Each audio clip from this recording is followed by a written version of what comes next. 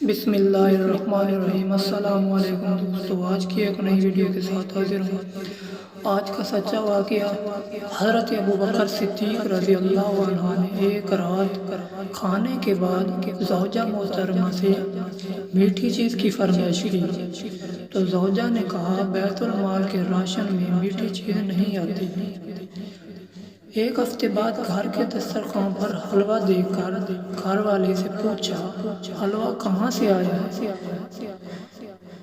حضرت ابوبکر صدیق رضی اللہ عنہ کی زوجہ محترمہ نے کہا جس دن آپ نے میٹھی چیز کھانے کی فرمائش کی تو میں نے اسی دن سے راشن میں ملنے والے آٹے سے روزانہ ایک مٹھی آٹا الگ کرنا شروع کیا اور آج بازار سے کھجور کا شیرہ منگوا کر آپ کے لیے حلوہ تیار کیا ہے۔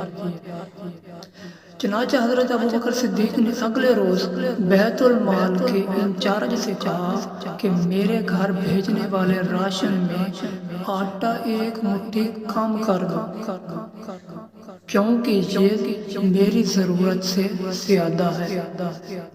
تو آج کا یہ پیارا سا واقعہ آپ کو کیسا لگا؟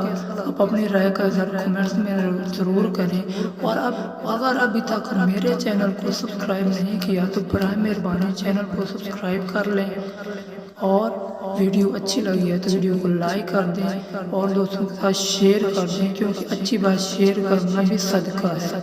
تو ملتے ہیں نیکسٹ ویڈیو میں، تب تک کے لیے فی امان اللہ۔